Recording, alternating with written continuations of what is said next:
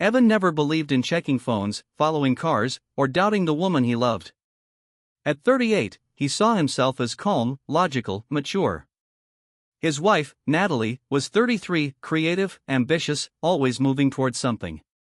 When they met 10 years ago, she was the spontaneous one, the spark that lit up an ordinary day. Evan thought that spark was still theirs. But stories don't fall apart in one moment. They crumble piece by piece. Chapter 1: The Change. It started small. The late nights at work. The sudden obsession with her appearance. The new makeup, the tighter dresses, the perfume she hadn't worn since their early date nights. Natalie, another late shift? Evan asked one evening as she hurried out of the house. Yeah, the new project is hell. Don't wait up, she said, barely looking at him. He smiled anyway. Okay. Love you.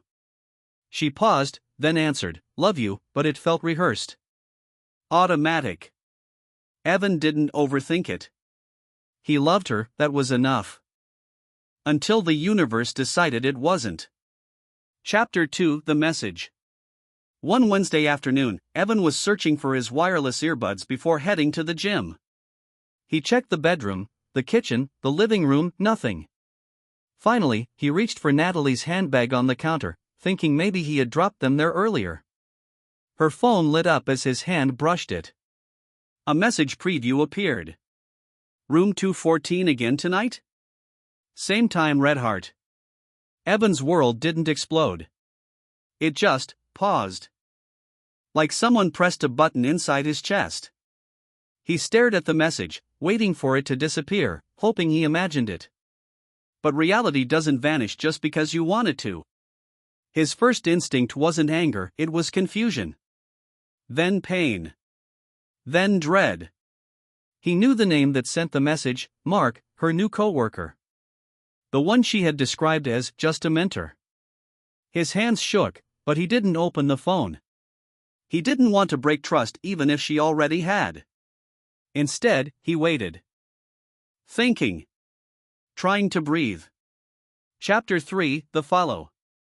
That evening, Natalie came home early, took a quick shower, and got dressed again, not for work, but for something else. A silky black blouse, heels he hadn't seen in years, and the red lipstick he always loved. You're heading out again? He asked. Yeah, emergency meeting, she said too quickly. We're behind schedule. Okay, he replied softly. She left. Evan sat in silence for a full minute.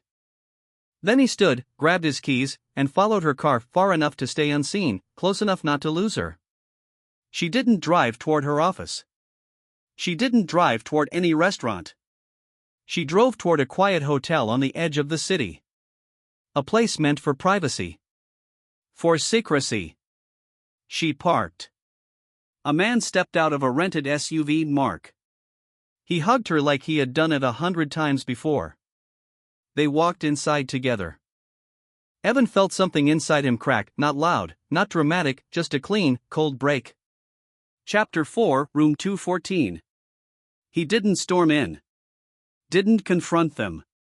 Instead, he quietly walked into the lobby, heart beating like a drum inside a coffin.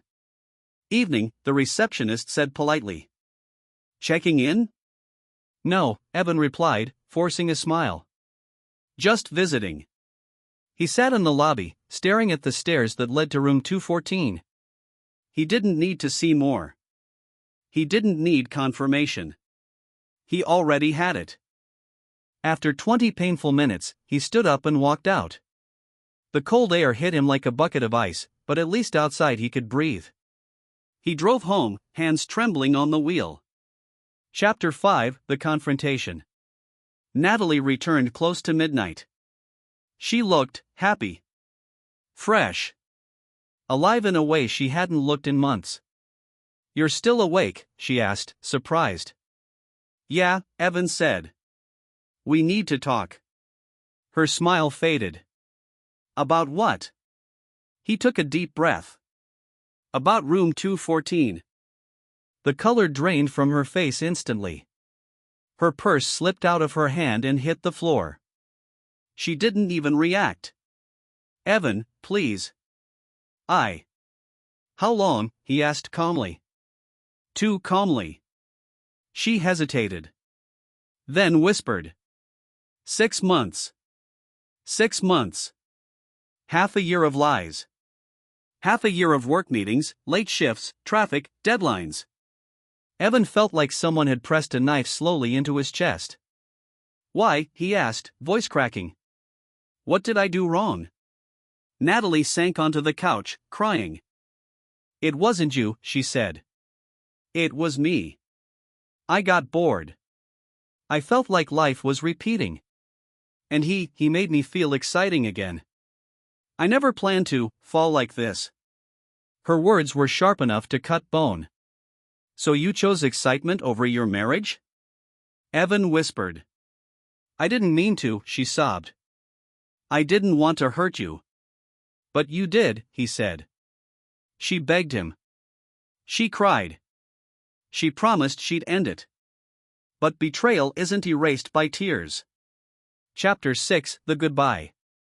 Evan packed a small bag. Not much, just the essentials. What are you doing? Natalie cried. Please don't leave. I'll do anything. I just need time, he said quietly. Time to think. Time to understand how I didn't see this coming. She tried to touch his hand, but he stepped back. Natalie, he said softly, I loved you so much I never thought I had to question you. He walked out while she collapsed onto the floor, sobbing into her hands. The door closed behind him with a soft click, the sound of an ending. Epilogue. In the weeks that followed, Natalie realized the man she'd chased excitement with didn't want a real relationship. He wanted the thrill, not the responsibility. She lost both men. Evan, meanwhile, stayed with his brother for a while.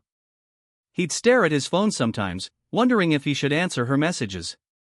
But healing isn't fast. Trust isn't reparable. And some endings don't come with explanations, just lessons.